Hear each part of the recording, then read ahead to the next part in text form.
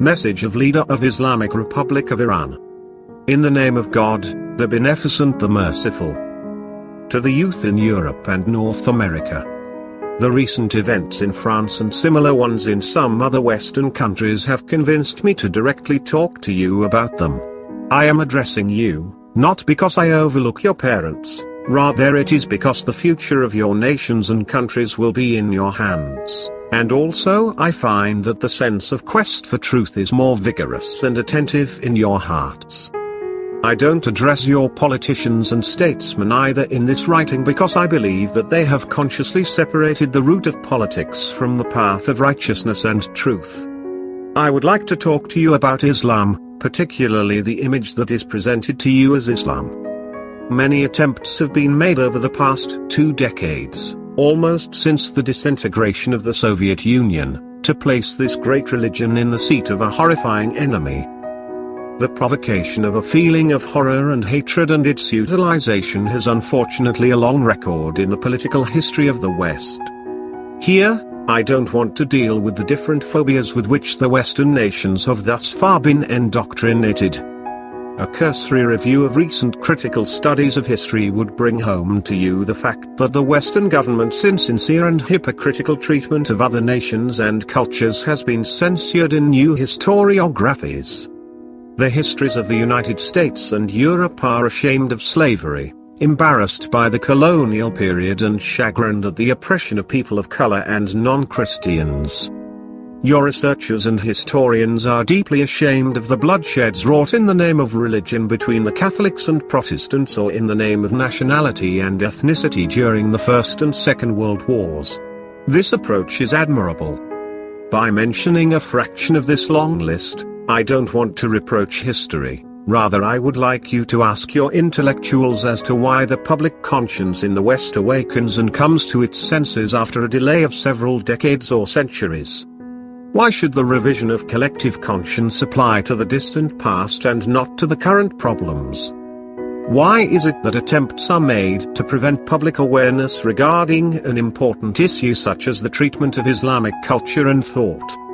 You know well that humiliation and spreading hatred and illusionary fear of the other have been the common base of all those oppressive profiteers. Now, I would like you to ask yourself why the old policy of spreading phobia and hatred has targeted Islam and Muslims with an unprecedented intensity. Why does the power structure in the world want Islamic thought to be marginalized and remain latent?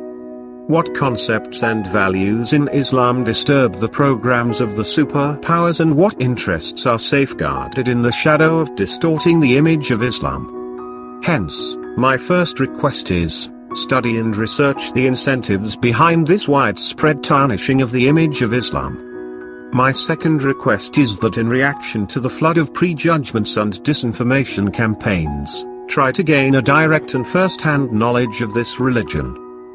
The right logic requires that you understand the nature and essence of what they are frightening you about and want you to keep away from. I don't insist that you accept my reading or any other reading of Islam.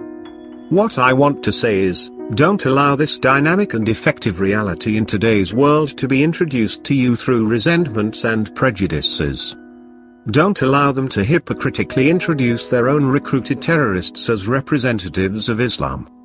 Receive knowledge of Islam from its primary and original sources.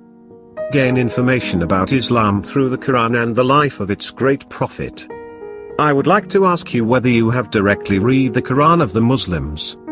Have you studied the teachings of the Prophet of Islam and his humane, ethical doctrines? Have you ever received the message of Islam from any sources other than the media? Have you ever asked yourself how and on the basis of which values has Islam established the greatest scientific and intellectual civilization of the world and raised the most distinguished scientists and intellectuals throughout several centuries? I would like you not to allow the derogatory and offensive image buildings to create an emotional gulf between you and the reality, taking away the possibility of an impartial judgment from you. Today, the communication media have removed the geographical borders. Hence, don't allow them to besiege you within fabricated and mental borders. Although no one can individually fill the created gaps, Each one of you can construct a bridge of thought and fairness over the gaps to illuminate yourself and your surrounding environment.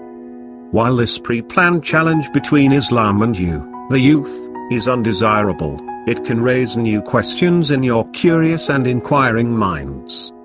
Attempts to find answers to these questions will provide you with an appropriate opportunity to discover new truths. Therefore, don't miss the opportunity to gain proper, correct and unbiased understanding of Islam so that hopefully, due to your sense of responsibility toward the truth, future generations would write the history of this current interaction between Islam and the West with a clearer conscience and lesser resentment.